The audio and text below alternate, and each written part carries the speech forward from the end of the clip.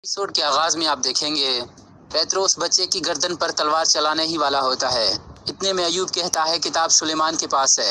ये सुनकर पेत्रो कहता है कौन सुलेमान, कौन है वो सुलेमान और कहाँ पर रहता है। जिसके जवाब में अयूब कहता है उसकी एक किताबों की दुकान है।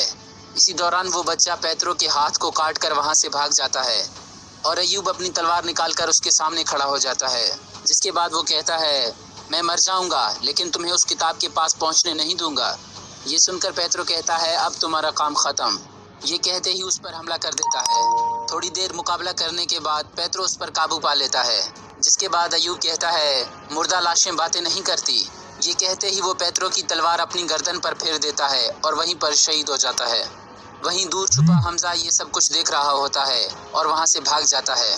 यहाँ एंतवान इसहाक से कहता है तुम्हारे भाई जब तुम्हें इस हालत में देखेंगे तो मैं उन्हें भी पकड़ लूंगा। ये सुनकर इसहाक कहता है तुम्हारी दुश्मनी उरूज से थी, तुम मुझसे इंतकाम लेते, लेकिन तुमने मेरे घर वालों को क्यों मारा।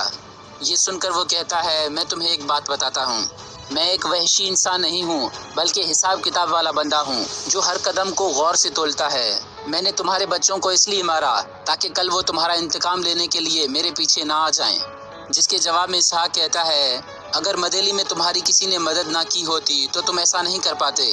बताओ मुझे कौन है वो गद्दार जिसने तुम्हारी मदद की है। जिसके जवाब में एंतवान कहता है तुमने मुझे बहुत तंग कर दिया है। जिसके बाद वो कहता है योरगो, उसका भी तुम्हारे साथ हिसाब किताब बाकी था, इसीलिए उसने इंतकाम लेने के लिए मेरी मदद की। इसके बाद वो कहता है क्या मौत से पहले तुम्हारी कोई आखिरी ख्वाहिश है, अगर कोई ख्वाहिश है तो मुझे बता दो। जिसके जवाब में इसहाक कहता है मेरी आखिरी ख्वाहिश यही है कि मैं मरने से पहले तुम्हें और योरगो को दोनों को मार दूं। यहाँ देस्पीना उस औरत की बातों में आकर इजाबेल से मिलने सराय पहुँच जाती है। जिसके बाद वो उस औरत से कहती है तुम बाहर ही रहो, और वो खुद अंदर चली जाती है। अंदर जाकर वो जोर से कहती है इजाबेल तुम कहाँ हो। इसी दौरान इजाबेल उसके पास आ जाती है और कहती है तुम यहाँ पर क्या कर रही हो।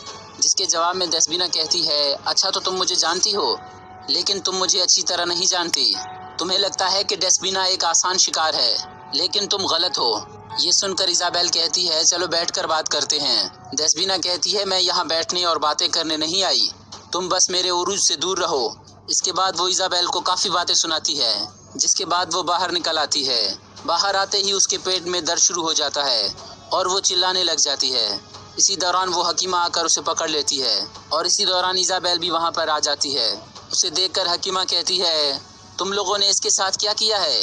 ये सुनकर इजाबेल कहती है अच्छा तो इस सब के पीछे तुम हो, फितना फैलाने वाली औरत, तुम फितना फैलाने से बाज नहीं आओगी। इसके बाद वो दोनों उसे सहारा देकर आगे निकल जाते हैं। यहाँ खिजिर और नीको अपनी कश्ती में सवार होते हैं और खिजिर नमाज अदा कर रहा होता है। नमाज के बाद वो दुआ मांगने लगता है और नीको भी बैठकर दुआ मांग रहा होता है। दुआ मांगने के बाद नीको कहता है हवा का रुख दूसरी जानिब है, हम आगे नहीं बढ़ पा रहे। जिसके जवाब में खिजिर कहता है तुमने कहा था कि अल्लाह हमारे साथ है, अल्लाह से दुआ है कि वो हमें ताकत दे, चलो अब खुद से कोशिश करते हैं। यहाँ बाजार में एक शख्स दरवेश से टकराता है और वहाँ से चला जाता है। जब दरवेश देखता है तो उसका पर्स उसके पास नहीं होता। जिसके बाद वो उसका पीछा करने लग जाता है। थोड़ी देर पीछा करने के बाद वो उसे पकड़ लेता है। जिसके बाद वो चोर खंजर निकाल कर कहता है इस पर्स में तो सिर्फ तस्बीह है, तुमने इसके लिए मेरा पीछा किया। जिसके बाद दरवेश उस पर हमला करके उस पर काबू पा लेता है। जिसके बाद वो पर्स और तस्बीह उठाकर कहता है ये तस्बीह अहम नहीं, लेकिन इस पर्स के साथ मेरी कई यादें जुड़ी हुई हैं। फिर दरवेश उस चोर को एक सिक्का देते हुए कहता है अल्लाह तंग दस्तों की मदद करे। ये कहकर वो वहाँ से चला जाता है और वो शख्स हैरानी से उसे देख रहा होता है। यहाँ इजाबेल का वालिद एक शख्स से बातें कर रहा होता है। इसी दौरान पेत्रो वहाँ पर आकर बैठ जाता है। उसे देखकर वो शख्स कहता है जनाब आपको देखकर बहुत खुशी हुई। जिसके बाद पेत्रो कहता है हमारे साथ गद्दारी हुई है। ये सुनकर वो शख्स कहता है हम भी इसी बारे में बात कर रहे थे जनाब, हम भी इस हमले के बारे में बहुत गुस्सा थे। फिर वो मजीद बातें करता है जिसे सुनकर पेत्रो उसे खामोश करवाते हुए कहता है तुम्हारी नकली गुस्से की मुझे कोई ज़रूरत नहीं, तुम सिर्फ पैसा बांटने के बाद गुस्सा होते हो। हमारे ऊपर हमला करने वाले अभी तक वाजे नहीं हो सके, इसीलिए तुम लोग भी अपनी आंखें खुली रखना। और आखिर में पेत्रो इजाबेल के वालिद से कहता है गद्दारी का जायजा लेने के लिए मैं तुम्हें एक काम सौंपता हूँ। जिसके जवाब में वो कहता है जैसा आपका हुक्म जनाब। यहाँ हमजा भागते भागते दरवेश से टकरा जाता है। ये देखकर दरवेश उससे पूछता है तुमने क्या शरारत की है जो इतने डरे हुए हो। لیکن حمزہ بہت خوفزدہ ہوتا ہے اور کچھ بول نہیں پاتا، جس کے بعد وہ بے ہوش ہو جاتا ہے۔ یہ دیکھ کر وہ درویش کہتا ہے تم نے شرارت نہیں کی بلکہ مسئلہ کچھ اور ہی ہے۔ پھر وہ اسے اٹھا کر وہاں سے چلا جاتا ہے۔ یہاں خضر اندازہ لگاتے ہوئے کہتا ہے میرے حساب سے یہ وہ جگہ ہے، اب ہمیں ساحل سے اترنے کے لیے کوئی جگہ تلاش کرنی ہوگی۔ جس کے بعد خضر کہتا ہے یہاں تو کوئی بھی دکھائی نہیں دے رہا میرے بھائی، ایسا لگتا ہے وہ چھپ کر ہمارے آنے کا انتظار کر رہے ہیں۔ یہاں عروج بابا کی کشتی میں ایک شخص اندازہ لگاتے ہوئے کہتا ہے ہم فجر سے پہلے منزل تک پہنچ جائیں گے۔ یہ سن کر ہوروزو کہتا ہے کیا یہ پیش گوئی ہے یا ہندسوں کا کام ہے؟ جس کے جواب میں وہ کہتا ہے یہ خالص علم ہے، میرے پروردگار نے مجھے اس کام کے لیے منتخب کیا ہے۔ یہ سن کر عروج بابا کہتا ہے یہ اچھی بات ہے کہ ہم فجر سے پہلے وہاں پر پہنچ جائیں، ہر کوئی اپنی تلوار تیز کر لے اور بندوقیں بھر لے۔ یہاں نیکو اور خضر ایک جگہ پر پہنچ جاتے ہیں۔ خضر کہتا ہے یہ کشتی چھپانے کے لیے اچھی جگہ ہے نیکو، یہاں بہت سی غاریں ہیں اور جگہ بھی بڑی ہے، لیکن پہلے ہم ایک ایک کر کے تمام غاروں سے گزریں گے اور ہمیں درکار مواد تلاش کریں گے۔ یہ سن کر نیکو کہتا ہے کس قسم کا مواد؟ خضر کہتا ہے اندر لگائی جانے والی گھات کو ناکام کرنے کے لیے کچھ بھی۔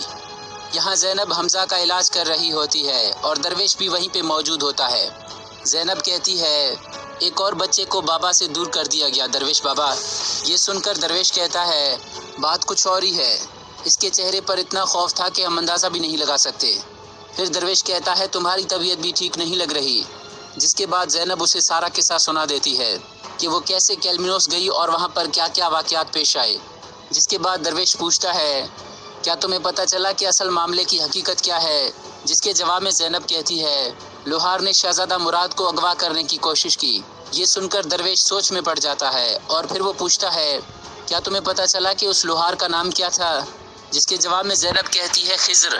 یہ سن کر درویش کھڑا ہو جاتا ہے اور کہتا ہے کیا تم مجھے دوبارہ تفصیل سے بتا سکتی ہو کہ وہاں پر کیا کیا ہوا؟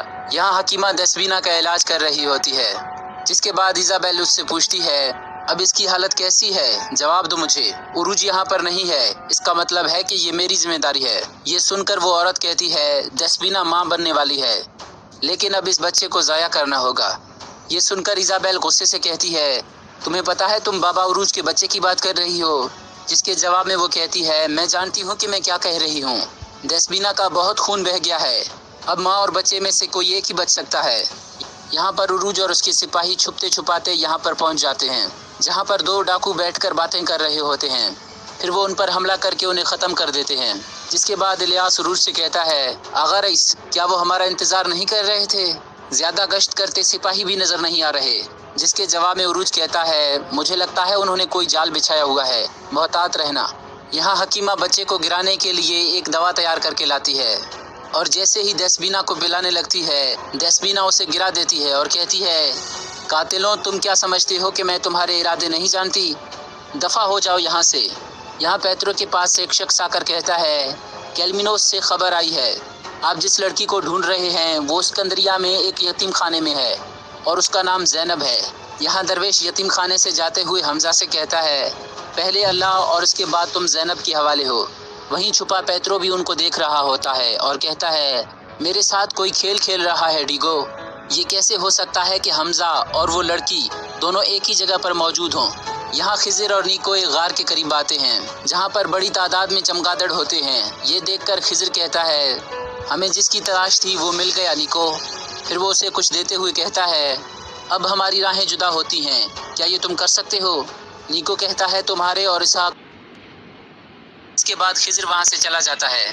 یہاں عروج اور اس کے ساتھی ایک جگہ پہنچتے ہیں جہاں پر اسحاق کو باندھا ہوتا ہے۔ یہ دیکھ کر وہ اس کے قریب چلے جاتے ہیں۔ اسی دوران لٹیرے انہیں چاروں طرف سے گھیر لیتے ہیں۔ جس کے بعد انتوان بھی وہاں پر آ جاتا ہے اور کہتا ہے اس طرح کی لاپرواہی کر کے تم سمندر کے سلطان نہیں بن سکتے عروج۔ جس طرح تم نے میرے بھائی کو مار کر لٹکایا تھا اب تم اپنے بھائی کو بھی لٹکتا ہوا دیکھو گے۔ اسی دوران دو لٹیرے خضر کو پکڑ کر وہاں پر لاتے ہیں اور خضر چلا رہا ہوتا ہے۔ اس کی آواز سن کر نیکو کہتا ہے اشارہ مل گیا۔ یہاں الیاس عروج سے کہتا ہے اب کیا ہوگا بھائی؟ انتوان خضر سے پوچھتا ہے تم کون ہو؟ یہ سن کر عروج کہتا ہے یہ میرا سپاہی ہے اور آہستہ آواز میں کہتا ہے مت بتانا۔ لیکن خضر پھر بھی بتا دیتا ہے اور کہتا ہے میں یعقوب آغا کا بیٹا ہوں، اسحاق عروج اور الیاس کا بھائی۔ یہ سن کر انتوان اور زیادہ خوش ہو جاتا ہے۔ انتوان کہتا ہے تو تم ہو خضر اور تم خود چل کر یہاں پر آئے ہو۔ اس کے بعد وہ عروج بابا سے کہتا ہے اپنی تلوار پھینک دو، جیسا کہ تم دیکھ رہے ہو تمہارے 2 بھائی میرے قبضے میں ہیں۔ یہ سن کر خضر عروج سے کہتا ہے ایک بھائی دوسرے بھائی کو کبھی مشکلات میں تنہا نہیں چھوڑتا عروج آغا، آپ بے فکر ہو جائیں، پریشان مت ہوں۔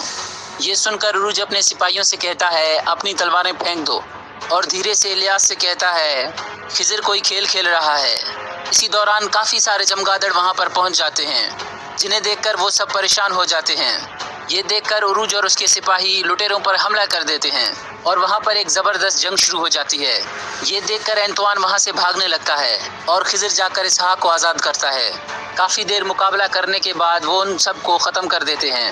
یہاں عروج اور الیاس انتوان کے پاس پہنچ جاتے ہیں۔ انتوان کے ساتھ جو سپاہی ہوتے ہیں عروج اور الیاس انہیں ایک ہی جھٹکے میں ختم کر دیتے ہیں، جس کے بعد انتوان اور عروج کے درمیان جنگ شروع ہو جاتی ہے اور کافی دیر مقابلہ کرنے کے بعد عروج اس پر قابو پا لیتا ہے۔ یہ دیکھ کر انتوان کہتا ہے سمندر کے سلطان نے سمندر کے خدا کو شکست دے دی۔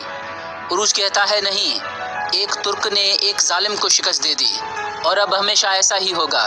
جس کے بعد عروج انتوان کا نیزہ اٹھا کر اسحاق کو دیتا ہے اور اسحاق انتوان کے قریب آ جاتا ہے۔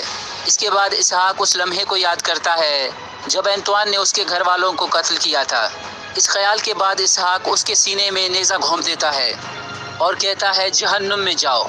جس کے بعد انتوان پہاڑی سے نیچے سمندر میں گر جاتا ہے اور اسحاق لڑکھڑاتا ہے تو اس کے بھائی اسے سنبھال لیتے ہیں۔